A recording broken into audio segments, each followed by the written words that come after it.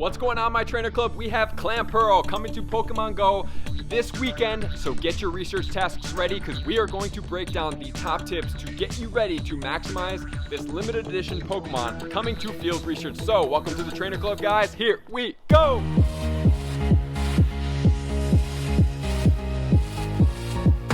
This weekend on Saturday for almost everybody, and then on Sunday we are having Clamperl coming to Pokemon Go. Pokemon Go Live just tweeted, we are going to read over this because it's time to put your research skills to test. So Professor Willow is bringing out research tasks to help us find Clamperl for the first time in Pokemon Go. So I'm going to break down what the 100% IV is, some of the strategies to make sure that you're maximizing, and then also everything that we need to know about this event, including right now the date and time for Europe, Middle East, Africa, and India, February 23rd, which is Saturday from 10 a.m. to 1 p.m. UTC, and it's going to vary. So where you're at, like I always tell you, PokemonGoLive.com. Go there, click on the events, check out this event, and it's going to tell you the time that is going to correlate to where you're at. And then in the Americas and Greenland, it's also on Saturday, starting from 11 a.m. to 2 p.m. and this is Pacific Standard Time. So Mountain Time is going to start at 12, Central Time is going to start at 1, Eastern Time is going to start at 2, and then if we're on Hawaiian Time, we're actually starting at 9 a.m. I know you guys have been asking me for a shout out, so shout out to Hawaii, 9 a.m. for you guys. And then in Asia, which Asia is now, instead of on Friday, we're going on Sunday because you guys are such dominant players over there, taking up so much traffic. We are going from 12 p.m. to 3 p.m.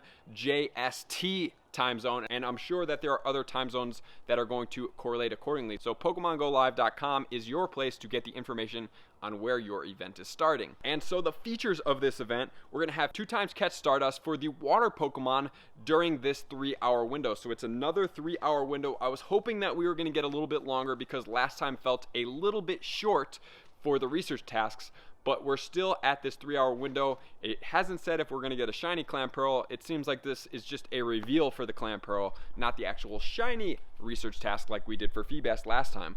So we have the 2 times catch Stardust, so we're going to need star pieces. We're going to get into that.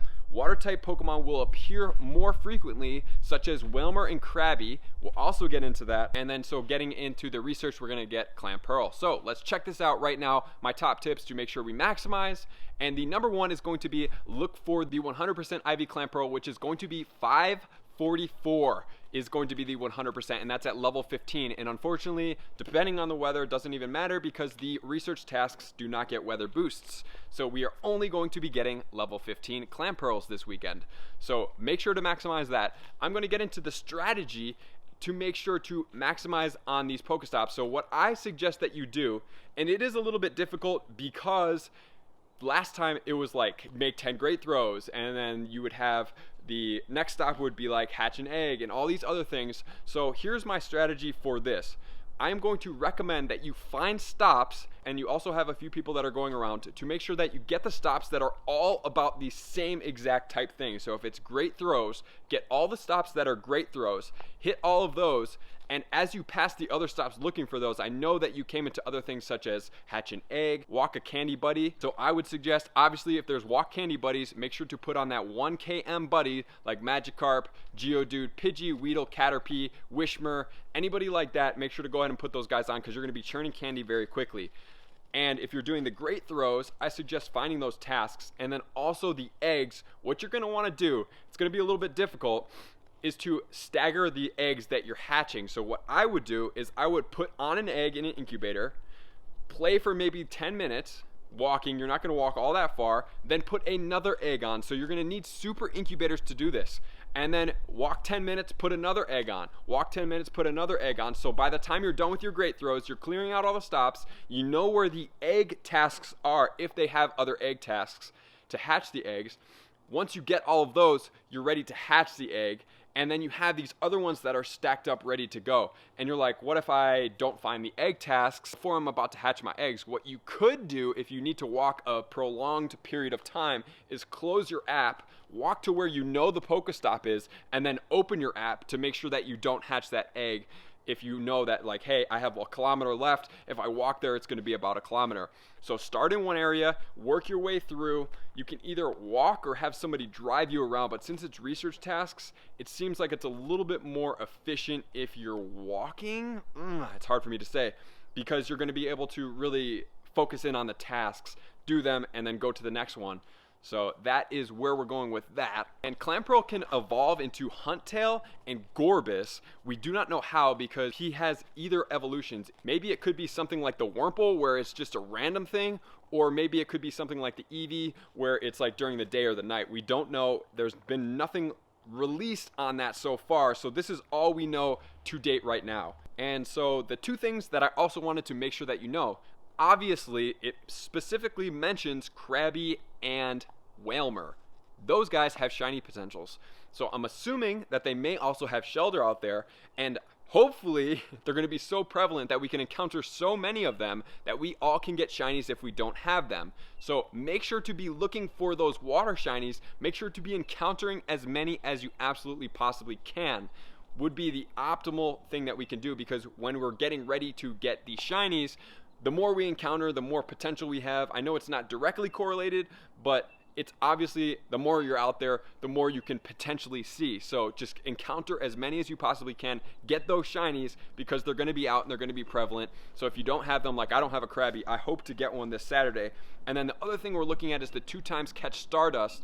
Make sure to have your timers on every 30 minutes to remind you to put on the star pieces, which I'm going to recommend. I don't know when this box is going off, but if you haven't checked out a box or you don't have any star pieces, this Ultra Box would be a pretty beneficial one to use, because it has 10 star pieces in it. So make sure to have those star pieces, because if we're going every 30 minutes, we're going to need 6 for the 3-hour window. And then my other tip is going to be, obviously go in with pineapple berries. You absolutely must have pineapple berries to start to maximize on the candy, because it's going to take 50 candy to evolve Clamperl into either the Huntail or the Gorebyss. We're going to want to stack as many as we can. And additionally, don't transfer any of them, because you're going to want to trade these guys, since they're only coming out, as we know of right now, through research tasks.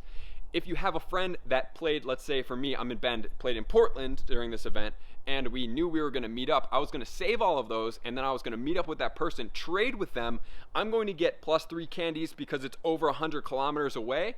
And I'm going to get the potential to have the luckies in there as well. So this is a strategy to increase your candy, get luckies, and try to re-roll any of the bad IVs that you have, or not the 544, to try to get better IVs of those guys and to get the luckies, so that when you do power them up and evolve them, that you will have the ability to max them out, if you would like, with less Stardust. That is it, everybody. As the tasks and the week progresses, if anything changes, as always, I am going to post the updates in the comments and pin them for you guys. So any updates that we have will be pinned in the comments. I will make sure to have them up there so that you guys can maximize Clamperl and know everything you possibly can before the event goes, so that we are all set up. We have our star pieces ready. We're ready to get that 544. We are looking for the shiny Wailmer, the shiny Krabby, and any of the other shinies. We have our star pieces ready. We need 6. We have tons of pineapple berries. You can either go and spin stops out there, or you can open presents to get those pineapple berries, and you are ready to absolutely capitalize on this new Pokemon. So thank you for tuning in, guys. I appreciate you, and I will see you out there this weekend grinding. Hello all trainers, I just wanted to send a quick reminder to you guys, reminding you that the Melton box is available every 3 days in Pokemon Go right now, so it's recycling every 3 days instead of 7 days, and then additionally, there is shiny Meltons in the boxes. As you can see right now, and in this clip, I've gotten a shiny Melton literally on my first encounter. And then on a couple other boxes, I've gotten encounters as well. So it seems like he is almost coming like 1 per box. So I would suggest making sure to maximize this as much as possible. And then, of course, Melton is boosted in the snow. So if you are looking to get boosted Meltons all the way up to level 35, you can go ahead and utilize him and catch him in the snow. And of course, look for that shiny and be ready to capitalize, because I got a shiny. I've seen more shinies. You're going to get increased Stardust when you're catching these Meltons, as well as the boosted guys. And it seems like you get a little bit better IVs as well. So enjoy those Meltons.